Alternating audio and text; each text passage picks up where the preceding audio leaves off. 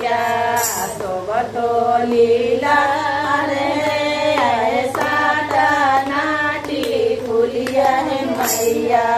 सोबतो लीला सतमी के अय्या मैया अठमी पूजन रे है नौमी हवनवाय मैया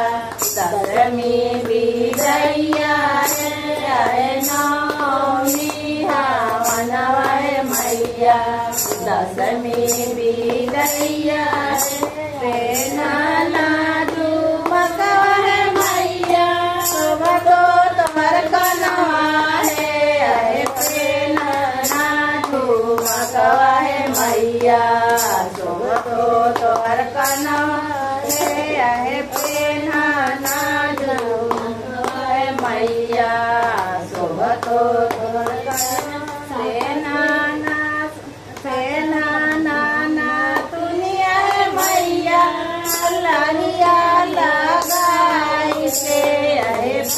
नाना दुनिया है मैया सोबतो तोहर लगिया है नाना दुनिया है मैया सोबतो तोहर लगिया सप्तमी के अय्या मैया अठमी पूजन है नौमी हवनवा है मैया दशमी विजया है नौमी हवनवा है मैया दशमी विजया नाना कलशवा है मैया लोधी लगाई नाना कलशवा है मैया सोबतो तोहर कनवा नाना कलशवा है मैया सोबतो तोहर कनवा के अय्या मैया अठमी पूजन है नौमी हवनवा है मैया दशमी विजया है नौमी हवनवा है मैया दशमी विजया नाना लहंगा है मैया गोटवा लगाई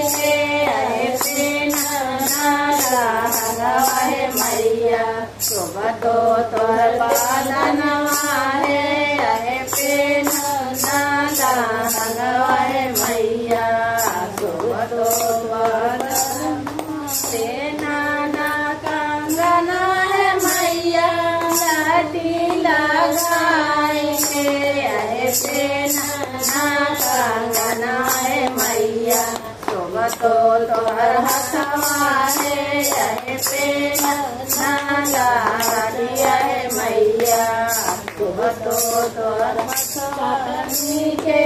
अय्या मैया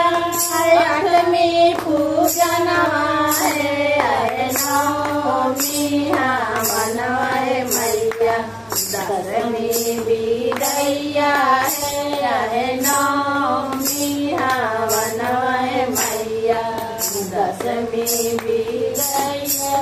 नाना पायलिया है मैया बिछिया लगाई नाना पायलिया है मैया सोबतो तोहर नाना पायलिया है मैया सोबतो तोहर सप्तमी के